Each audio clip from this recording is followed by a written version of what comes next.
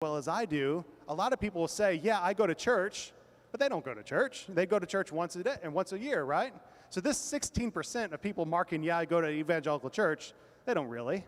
So the people around us are hurting for. Sorry, got too excited and turned my mic off. The people around us are hurting for the gospel.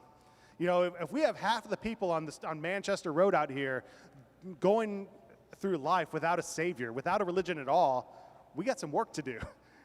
That's a later sermon. We're going to unpack this in much more detail. But what I'm trying to say for now, let's just talk about the church. We got a lot of people in our evangelical churches who are becoming the nuns. And again, I'm not talking about the Catholics. I'm talking about N-O-N-E, no religion.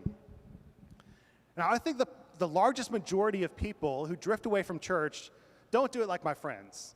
You know, the one friend starts thinking God wouldn't send people to hell, now he's an atheist. The other friend, you know, science is God, now he's an atheist. Most people do it more discreetly. Most people, in my experience, those 37 years of stories I've got for you, seem to drift away more quietly, which just makes it even more scary. It's a slower process. You know, they neglect going to church one Sunday. And I felt this with coronavirus during the quarantine. You skip church one Sunday, it becomes a lot easier to skip church the next Sunday. Skip 2 Sundays in a row, it becomes a whole lot easier to skip the 3rd Sunday. And the 4th Sunday is, man, I haven't been there for 3 weeks. I'm too embarrassed to go back. You know, and this is what happens. And I think that's more common.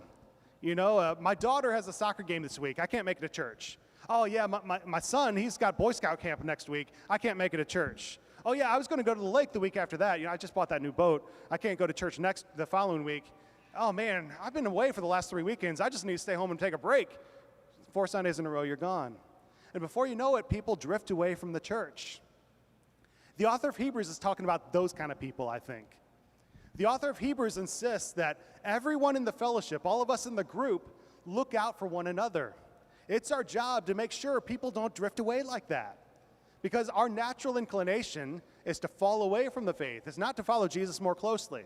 You know, if left alone, we're going to get worse. We're not going to get better, right? So it's our job to keep on pushing, keep on going into that promised land.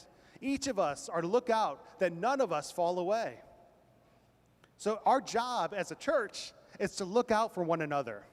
Now, this works beautifully in gospel groups, right? Jeremy talked about that last week. That's a beautiful way to do it. Because in a group like that, you're meeting together during the week. You're praying for one another. You're sharing prayer requests. You're studying the Bible together, and you can see when someone's not there.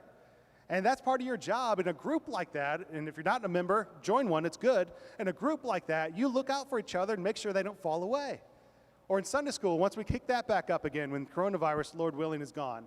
Sunday school class, same way. You look out for one another. Yeah, I haven't seen her for a couple weeks. I hope she's okay. You call her and you follow up.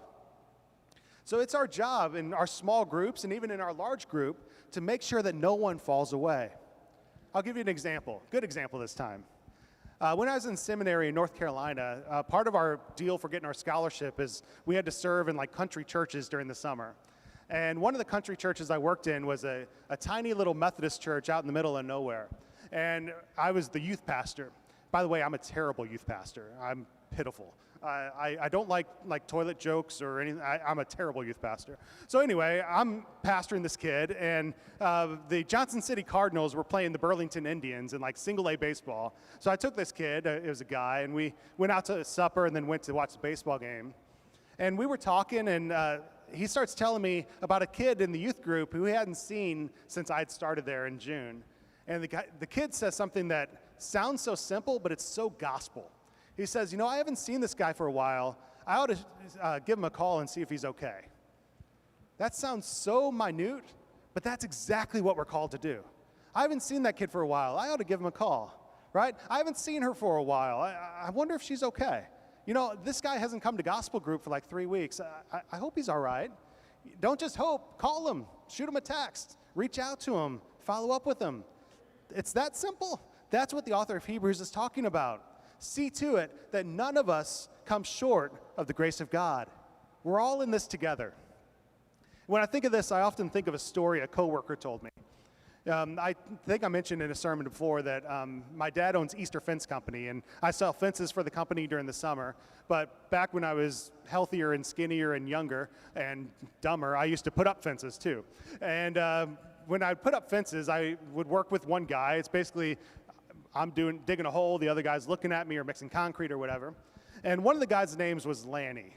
Lanny, Lanny, good man. Lanny's a Pentecostal believer, good friend of mine, and Lanny is one of these guys who never stops talking though. So he's like a radio, so I'm digging holes